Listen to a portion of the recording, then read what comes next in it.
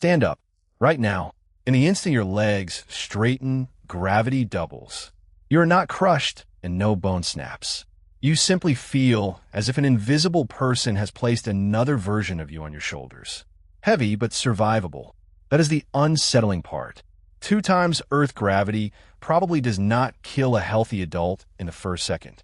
Instead, over the next hour, month, and generation, it begins redesigning almost every structure that keeps you alive.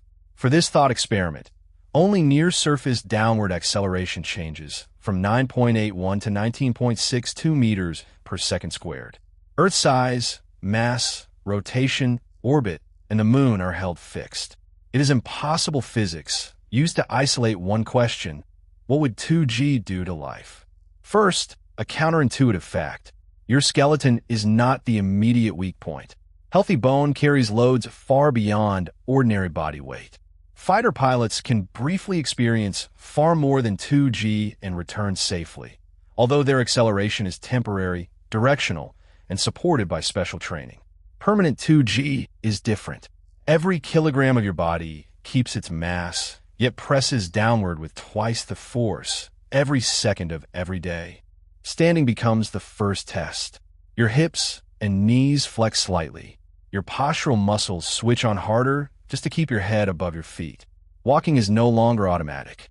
Each step costs more muscular work, and the leg that catches your falling body must absorb more energy. But the deeper problem is not bone. It is a pump that has worked continuously since before you were born: your heart. When you stand, the brain sits roughly 30 centimeters above the heart. Blood must climb that vertical distance against gravity. At 1G, the body quietly solves this with blood pressure, tight leg muscles, elastic arteries, and valves that stop venous blood from falling backward. At 2G, the hydrostatic pressure difference from heart to brain doubles. More blood pools below the heart, especially in the legs and abdomen. For several seconds, less blood returns to the chest and less reaches the brain. Your peripheral vision can fade toward gray. A pilot would call this gray out. If pressure falls farther, consciousness goes next. Lying down suddenly becomes a useful medical intervention. A healthy person may compensate by speeding the heart, constricting blood vessels, and tightening the legs. Compensation, however, is not free. People with heart failure, severe valve disease, unstable blood pressure, or little physiological reserve would face the first serious emergencies. Then comes the most ordinary hazard: falling. From the same height, your body loses twice as much gravitational potential energy. The exact impact force still depends on how you land and how far your tissues can decelerate, but the margin for error becomes much smaller. A trip that once produced a bruise can now produce a fracture. Stairs, bathrooms, ladders, and crowded platforms become public health problems. Within the first hour, emergency departments would fill not with flattened bodies, but with fainting, falls, chest pain, and exhausted breathing. Breathing also becomes work you can feel. The diaphragm, rib muscles, abdomen, and chest wall now operate inside a heavier mechanical system. The chest does not simply lift straight upward, so the effort does not exactly double. But standing ventilation becomes less even and deep breaths feel expensive. Gravity already creates a top-to-bottom gradient inside the lung. At 2G, blood is pulled even more strongly toward the lower regions. Airflow and blood flow no longer match as efficiently. The body responds with faster, shallower breathing, especially during speech or movement. And the atmosphere itself has weight. The pressure of the ground is the weight of the entire column of air above each square meter. If gravity suddenly doubles, the same atmosphere presses down twice as hard. Over time, it compresses toward the surface, approaching roughly 2 atmospheres at sea level. The sky would not instantly become a different color, but its scattering profile would change. More air crowds low, the upper atmosphere thins, and long sunsets shift. Here is the detail most versions get wrong. Oxygen concentration does not double. The fraction remains about 21%. What rises is oxygen partial pressure toward about 0.42 atmospheres before accounting for water vapor and carbon dioxide inside the lungs. That is higher than normal but below the commonly cited half-atmosphere range associated with chronic pulmonary oxygen toxicity. So the air does not automatically poison everyone. Long exposure could alter oxidative stress, but the honest answer is that permanent 2G human data do not exist. After weeks, the crisis becomes routine. You learn to rise slowly, brace before turning, and use furniture the way a sailor uses handrails. Your spine compresses more during the day. The water-rich discs between vertebrae lose height under load and recover when you lie flat. You would probably measure shorter by evening, but no experiment can justify promising an exact permanent loss of 2 or 3 centimeters. Your ankles swell more easily. Veins must lift blood through a steeper pressure gradient, and their one-way valves face loads they never evolved to handle. Varicose veins become common. Compression garments, reclined workstations, lower shelves, elevators, and frequent rest stops become ordinary architecture. Yet the human body is not a statue. It remodels itself in response to repeated load. Weight-bearing bone tends to become stronger when load rises gradually. Muscles add protein when they are repeatedly asked for more force. The calves, thighs, back, neck, and postural muscles thicken. Movements become shorter, more economical, and closer to the ground. The heart may thicken as it works against greater pressure. Some adaptation helps. Too much thickening becomes disease and can make filling less efficient. The survivor after a year is not a superhero. He is a patient whose treatment plan has become his anatomy.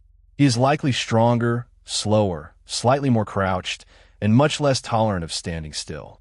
Gravity has not defeated him. It has edited him. Size now decides who gets the gentlest version of this world. This follows the square cube law.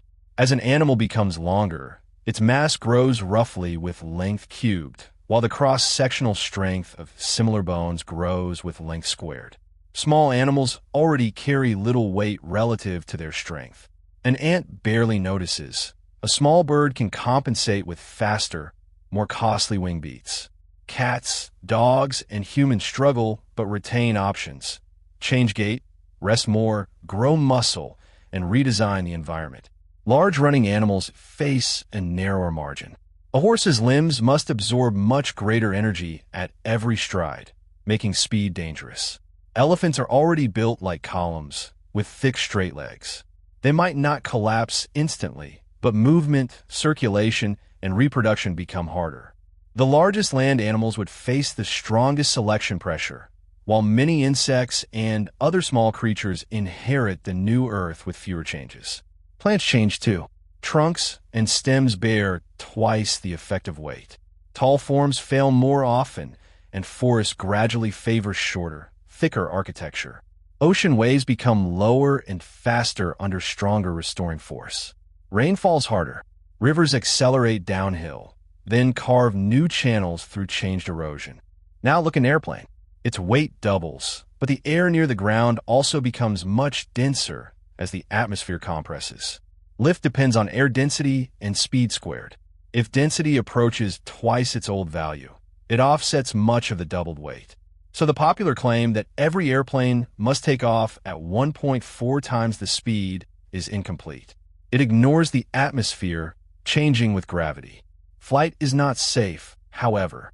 Wings, landing gear, seats, fuel systems, and passengers all experience doubled structural loads during ordinary maneuvers. Aircraft would be grounded for inspection and redesign. Small birds may keep flying. Large birds pay a far higher energy price for every launch and landing. And the moon? In this carefully limited scenario, it stays where it is. We changed near-surface acceleration, not Earth's mass or orbital gravity. If Earth's gravitational pull truly doubled at lunar distance, the moon's present orbit would no longer balance. That is a different experiment with a different planet. The deepest change arrives with children born into 2G. Development is not merely adult anatomy under extra weight. It is construction under new rules. Bones grow along repeated stress. Muscles learn the local workload from the first attempt to lift the head, crawl, stand, and walk. Across generations, natural selection may favor shorter bodies, wider pelvises, thicker limbs, stronger hearts, and behaviors that avoid unnecessary height. Cities follow the body. Ceilings lower. Furniture supports more positions. Homes spread sideways. Falling distance becomes an engineering parameter. The first day does not look like the end of the world. Most streets remain, most people remain, and that is exactly why the change is so profound. Gravity seems like background, but it is one of life's authors. It helps choose the thickness of bone, the pressure of blood, and the height of trees. Multiply that quiet number by 2, and Earth does not disappear. Every familiar thing simply begins negotiating a new shape. You would probably survive the first second. The frightening part is that survival would last long enough for gravity to finish its work. And what if the number moved the other way? If gravity were cut in half, would humans become 3-meter giants, or would our bodies fail for a quieter reason? That is the next examination. The video is on the right.